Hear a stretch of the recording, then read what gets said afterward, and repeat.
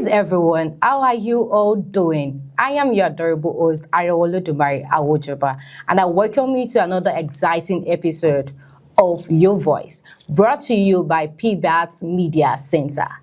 Today, we have an interesting and also a pressing issue to discuss. The topic, which is based on insecurity in Nigeria, which this has actually attracted global visibility. A lot of Nigerians are living in fear. And I won't be doing this all alone. I have my respectable, elegant, and also incredible guests. Could you please introduce yourself? Danjuma Muhammed is my name. I'm the Vice Chairman of IMPI, that is Independent Media and Policy Initiative based in Abuja.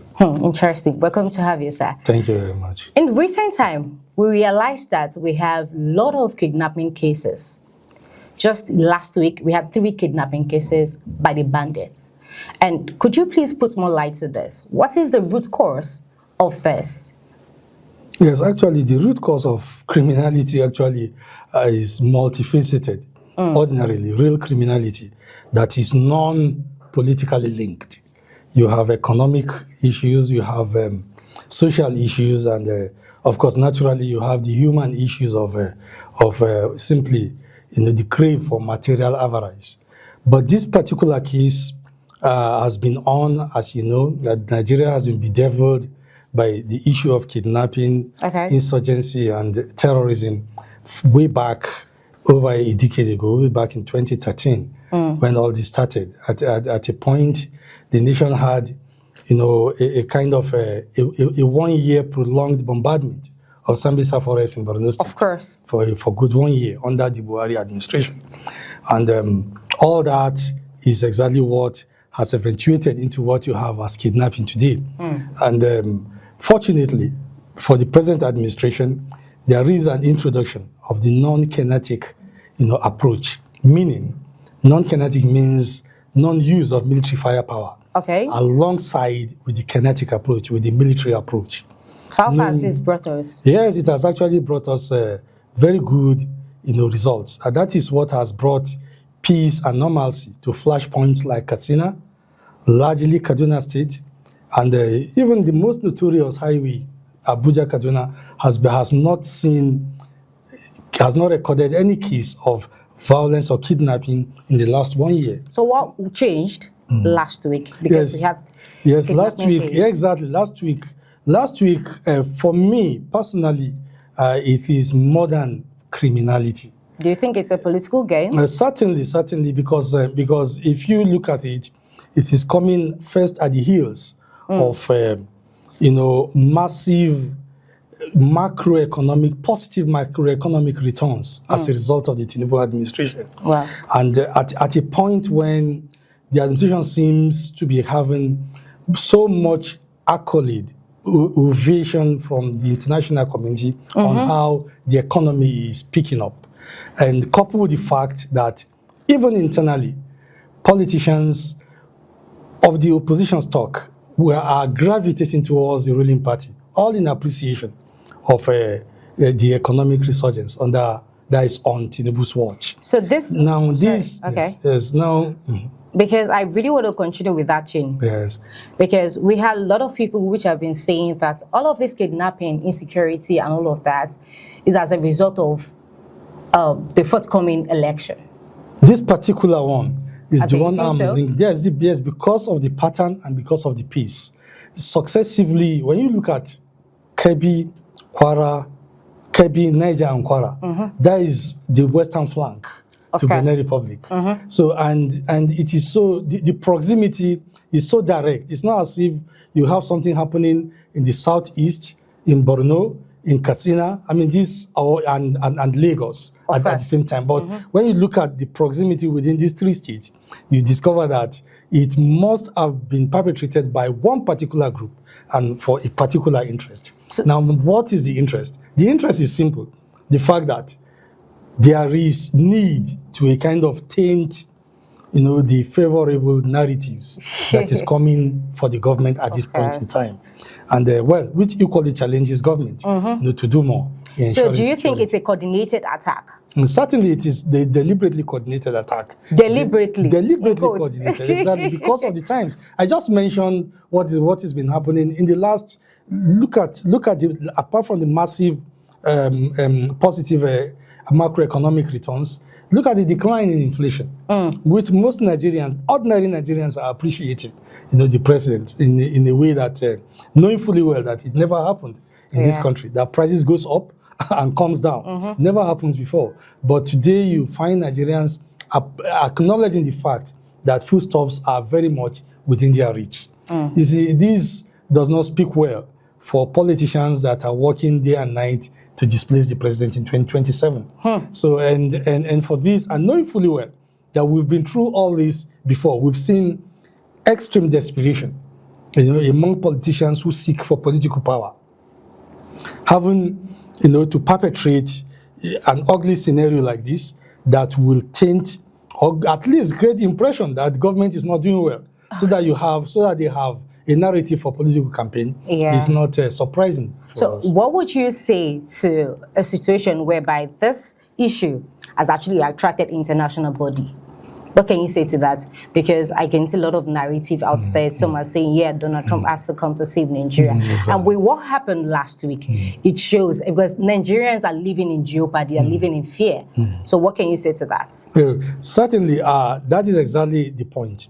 It was timed to tandem with, the international pressure on the regime of Bola Tinubu, because you can see, unfortunately, the American president was so undiplomatic in his own assessment of of criminality in Nigeria, to the point that he made known his intention to intervene selectively, knowing fully well that there is just no way. A selective intervention could have solved the problem.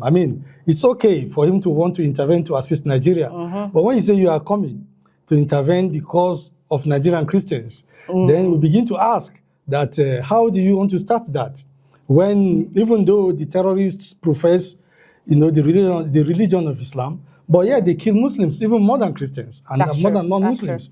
So that is to tell you that Islam or religion isn't the interest here. The interest is simply the quest for control, and the quest for domination, and of course the quest to devastate the nation itself. I get that. So with that, ordinarily, you find politicians on the other side celebrating, of course, the American president,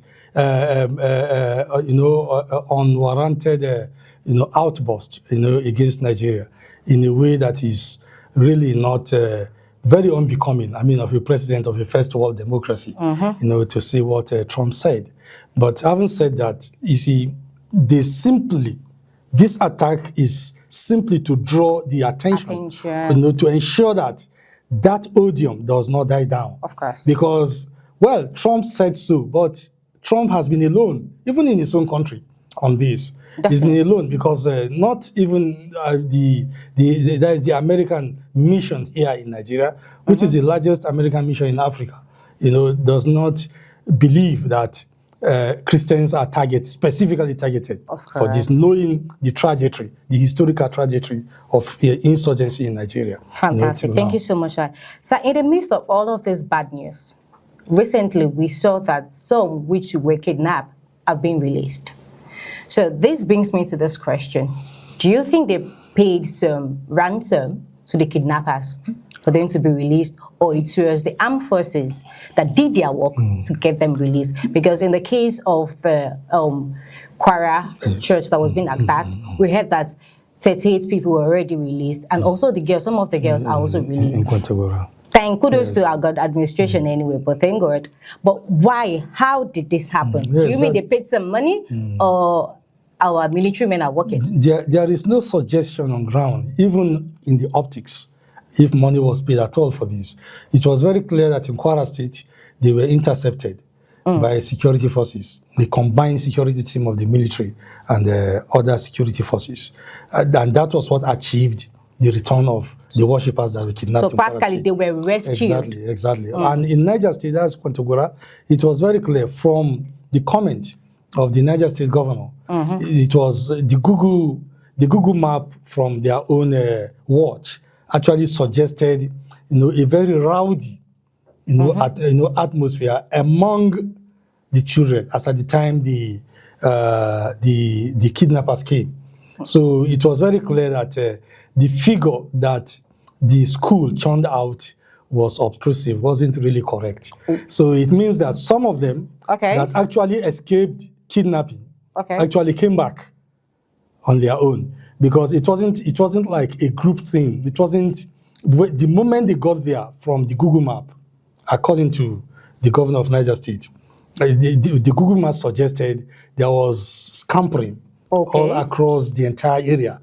So it's not as if children were led from their dormitory directly in an orderly manner into the buses. So some were forced into the buses. Some actually escaped.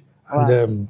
And so you see, it's a combination of both factors. But certainly, when it comes to settlement of money, there is nothing practically on ground. So you said something earlier in respect to that these kids were scattered. Is that they were being fouled into the buses? Into the buses. So I just want to know, did you get this from a right source? But how did you come about this? Of course, from the number one security officer of the state, the chief executive himself, that is Bago, the governor of Niger State, said this himself, that was what the Google map showed them, as at the time the kidnapping, the kidnapping, happened in Kwantagora. But all that said, security was actually beefed up immediately, and up till now, from the security angle, they are still very confident that the children are still very much within that axis of particularly Kebbi and Kwantagora, that's within that axis, because already the borders to Niger,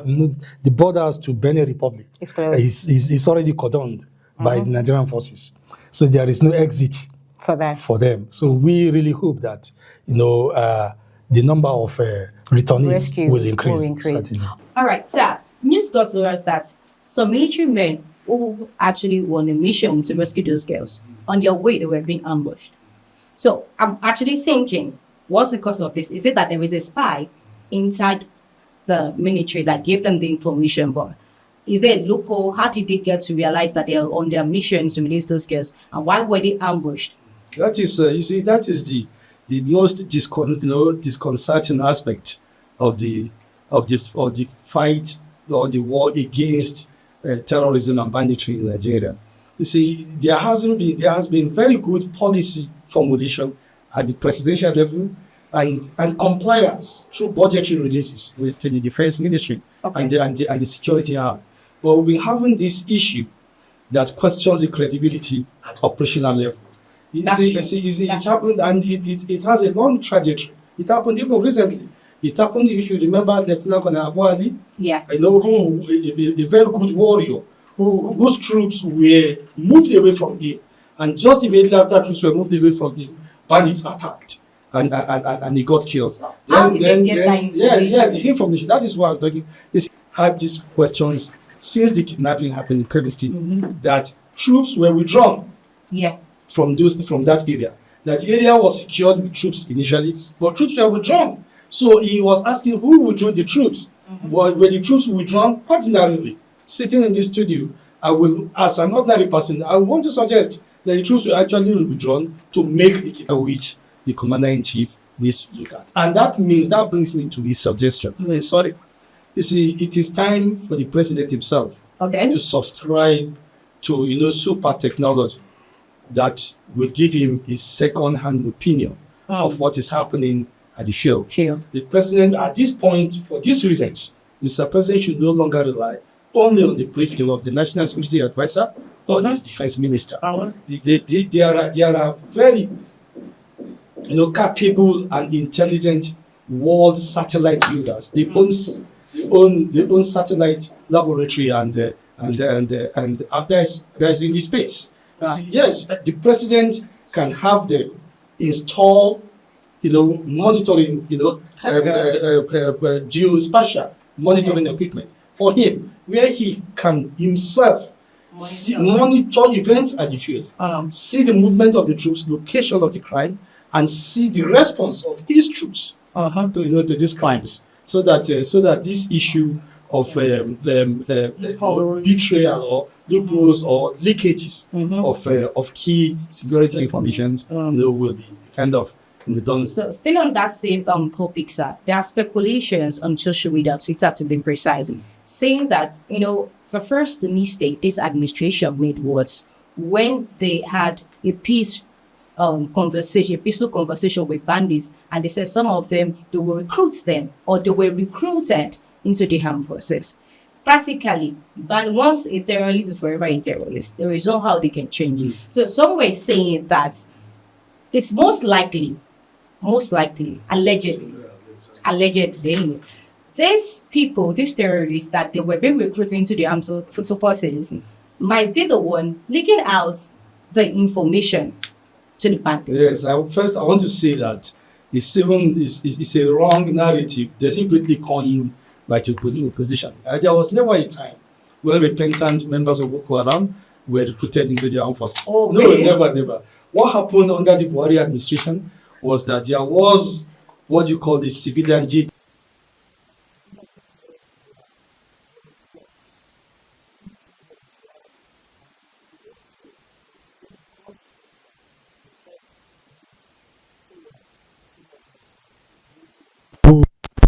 Back the insurgents. In fact, they were the ones, they did most of the jobs for the military, that was able to liberate 17 local governments. Wow. When Buhari came in and pushed the bandits or the terrorists to the fringes of the Nigerian borders with Niger and Chad.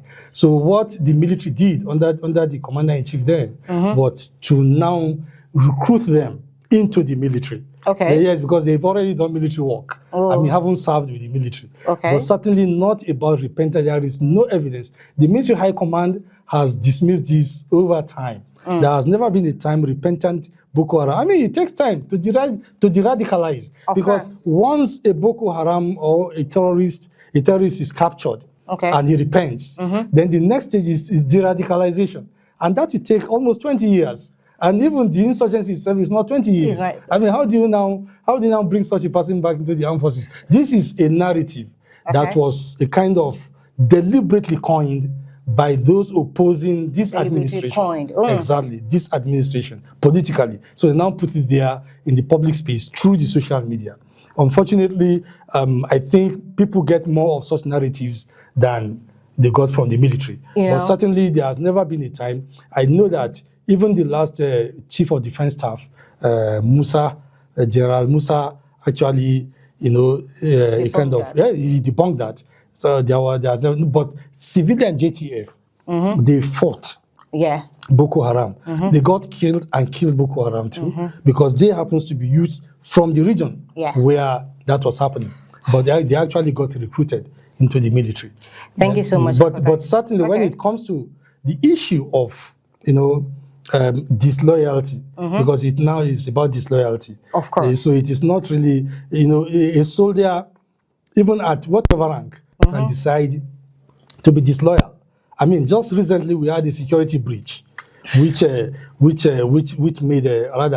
government under this administration, in which some military officers are still being detained. And once you breach security, it's disloyalty. Definitely. To the armed forces and to the nation.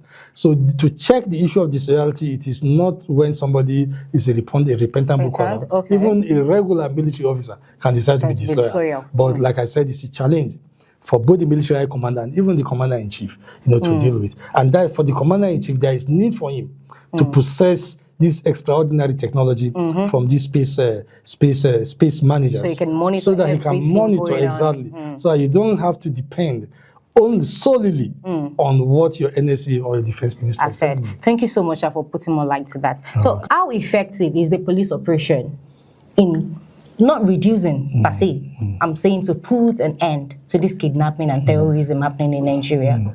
Yes, it will be difficult for anyone to single out police contribution because it's been a holistic approach of armed forces, police, and security.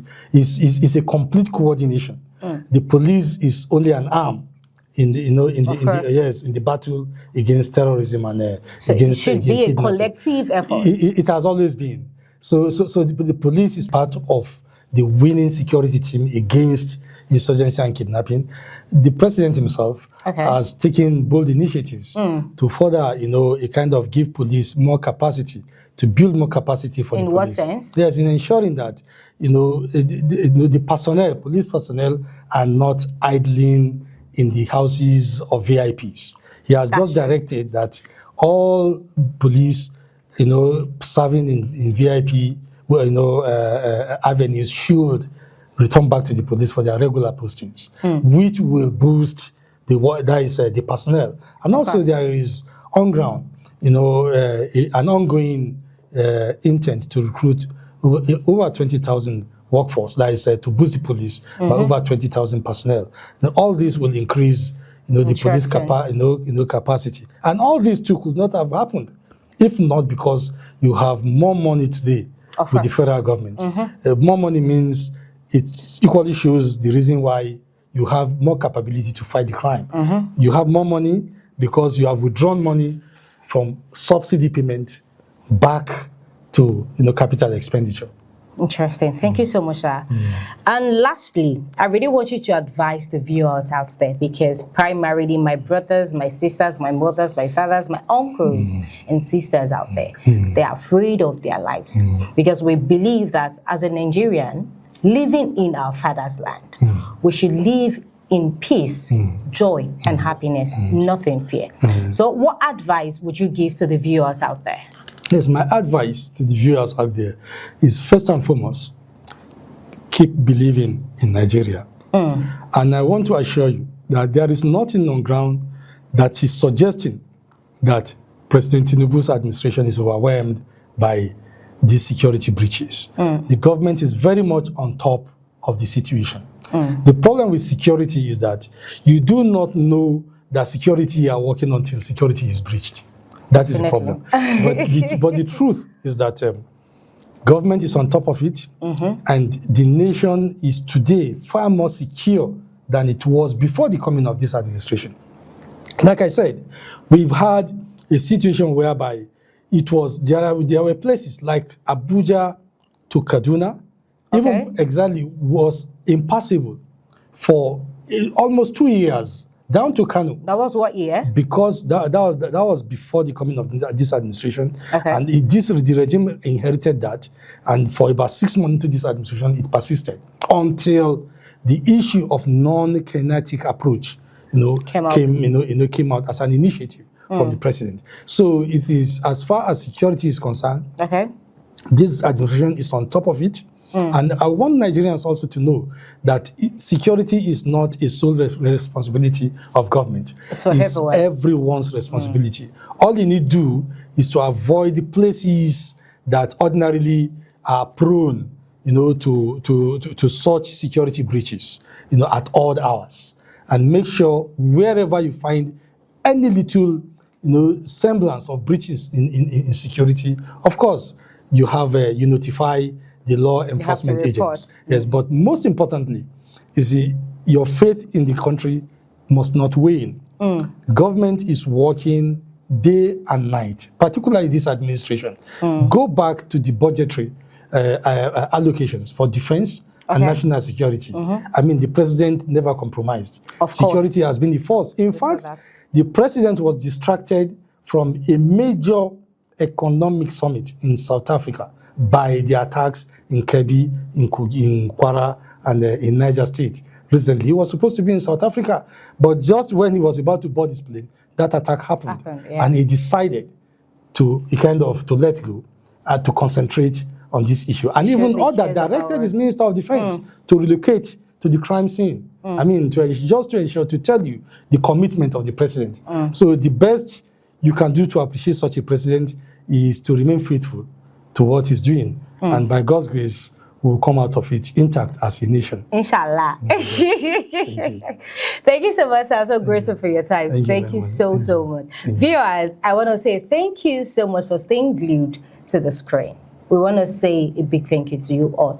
Until we come on your screen next time, same time, maybe not same station, next week. Stay safe, be aware, and like what you said, be conscious and report if you notice anything fishy.